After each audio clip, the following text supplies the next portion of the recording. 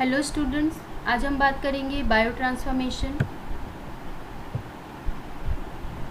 Bio transformation में पिछली class में हमने ये बताया था कि synthetic reaction and non synthetic reaction. Non synthetic reaction को हम फेज 1 रिएक्शन कहते हैं और सिंथेटिक रिएक्शन को हम फेज 2 रिएक्शन कहते हैं।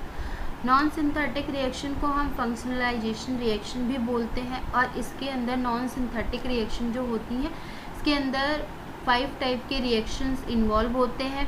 वो कौन कौन से होते हैं? फर्स्ट जो होता है ऑक्सीडेशन, सेकंड रिडक्शन, थर्ड जो होता है हाइड्रोलिसिस, फोर्थ होता है साइक्लाइजेशन, फिफ्थ होता है डीसाइक्लाइजेशन। ये जो 5 टाइप के रिएक्शन हैं ये हमने पिछले क्लास में डिस्कस किया था, तो वन बाय वन हम एक एक करके डिस्कस करेंगे। फर्स्ट है हमारा oxidation. This reaction involve addition of oxygen, negatively charge radical or removal of hydrogen positively charge radical.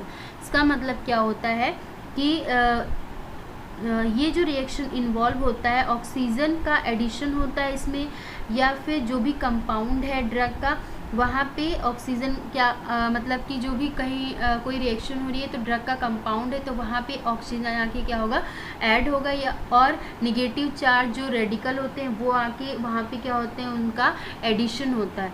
और रिमूव होता है हमारा क्या, हाइड्रोजन और पॉजिटिव चार्ज रेडिकल वहाँ से क्या होते हैं, रिमूव हो जाते हैं, हट जाते हैं। ठीक है, तो ये जो 4 चीज़ें हो सकती हैं मतलब रिएक्शन में, तो ये जो चीज़ें हो रही हैं तो इसी को हम बोलते हैं, ये जो रिएक्शन होता है ये किसके मतलब ये जो हमारा ऑक्सीजन का एडिशन होता है या फिर जो नेगेटिव चार्ज का एडिशन हो रहा है, पॉजिटिव चार्ज और हाइड्रोजन जो है वो रिमूव हो रही हैं, तो ये जो 4 प्रोसेस हो रही हैं वो ऑक्सीडेशन रिएक्शन के अंदर आती हैं। Oxidation are the most important drug metabolising reaction.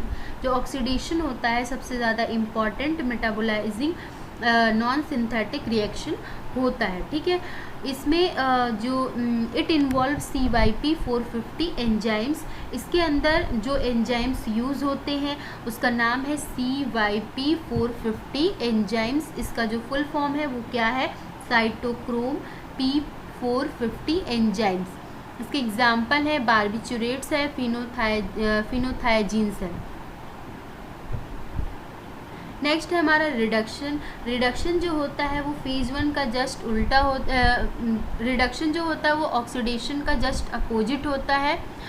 इसमें क्या होता है, this reaction is the conversion of oxygen and involve cytochrome P450 enzymes working in the opposite direction.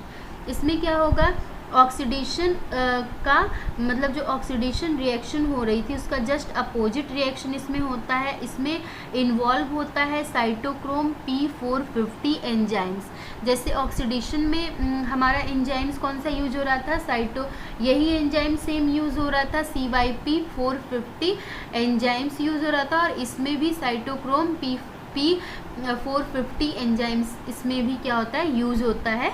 इसमें जो क्या होता है कि अल्कोहल और एल्डिहाइड जो होता है वो इस रिएक्शन के दौरान रिड्यूस होता है, ठीक है, कम हो जाता है। इसका एग्जाम्पल है साइक्लोहाइड्रेट है, क्लोरामफेनिकॉल है। नेक्स्ट है हमारा hydrolysis. Hydrolysis this is the cleavage of drug molecules by taking up a molecules water. Ester plus H2O esterase enzymes के प्रेजेंस में 2 पार्ट्स में ये टूट जाते हैं, एसिड प्लस अल्कोहल।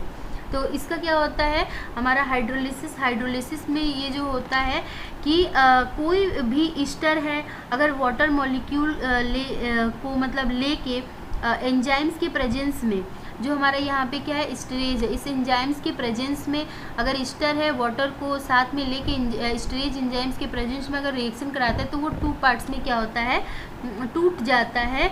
2 जो मॉलिक्यूल्स होते हैं वो ब्रेक डाउन हो जाते हैं, तो इसी प्रोसेस को हम बोलते हैं हाइड्रोलिसिस।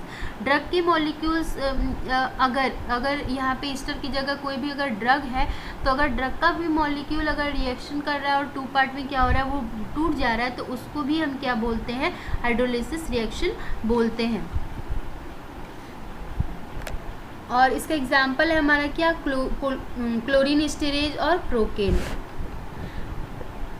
फोर्थ है हमारा साइक्लाइजेशन। साइक्लाइजेशन में क्या होता है, cyclisation, this is formation of ring structure from straight chain compound. Example है इसका, एग्जाम्पल होगा इसका प्रोग्वानिन। ठीक है, तो जो साइक्लाइजेशन रिएक्शन होती है इसमें कोई भी स्ट्रेट चेन कंपाउंड होता है जिसमें जो, जैसे कि सबसे पहले तो हम ये देख लेंगे कि जैसे कि हमारा साइक्लाइजेशन में हमारा पहला एक होता है साइक्लाइज्ड फॉर्म होता है, एक नॉन साइक्लाइज्ड फॉर्म होता है।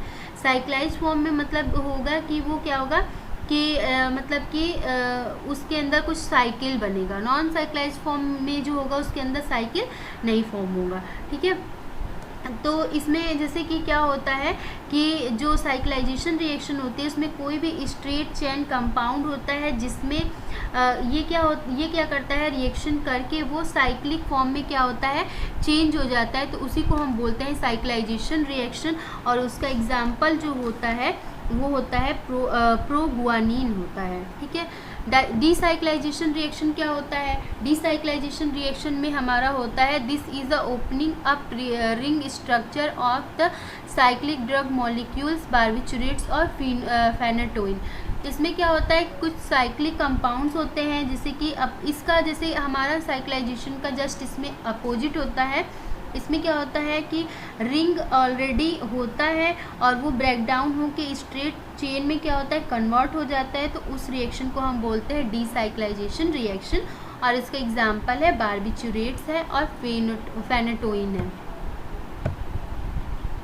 नेक्स्ट है हमारा बायो ट्रांसफॉर्मेशन में सिंथेटिक रिएक्शन। सिंथेटिक रिएक्शन में these involve conjugation of drug और it phase 1 metabolites which an endogenous substance usually derived from carbohydrate or amino acid to form polar compound which is easily excreted in urine or bile। Synthetic reaction में क्या होगा हमारा कि जो भी हमारा reaction मतलब कि जो हमारा सिंथेटिक रिएक्शन होता है उसको हम फेज़ 2 रिएक्शन बोलते हैं, नॉन सिंथेटिक को फेज़ 1 रिएक्शन बोलते हैं। इसमें कोई भी फंक्शनलाइजेशन रिएक्शन नहीं होता है। इसमें सिंपल फेज 1 रिएक्शन जैसे कंप्लीट हो जाता है तो उस जैसे कंप्लीट हो जाएगा तो उसमें जो क्या होता है सिंथेटिक रिएक्शन होगा। ठीक है, सिंपल इसमें क्या होगा कि शुगर या फिर अमाइनो एसिड आके जुड़ जाता है और उसके जुड़ने की वजह से जो ड्रग होता है वो पोलर कंपाउंड में कन्वर्ट हो जाएगा। और पोलर कंपाउंड में कन्वर्ट होने की वजह से जो ड्रग है वो बॉडी से ईजिली क्या होगा, एलिमिनेट हो जाएगा।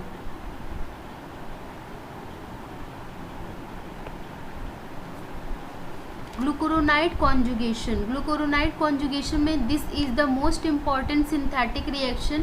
ये जो होता है बहुत ही ज़्यादा इम्पॉर्टेंट सिंथेटिक रिएक्शन होता है, कॉन्जुगेशन रिएक्शन जो होता है।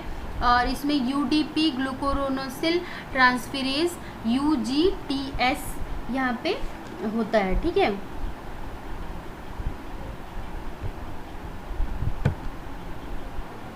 ये जो ग्लूकुरोनाइड कॉन्जुगेशन में जो UDP ग्लूकोरोनोसिल ट्रांसफेरेज है इस प्रोसेस को हम कहते हैं। ठीक है, तो इसमें क्या होता है कि ग्लूकुरोनिक एसिड एक तरफ से शुगर के साथ आके क्या होगा, जुड़ेगा।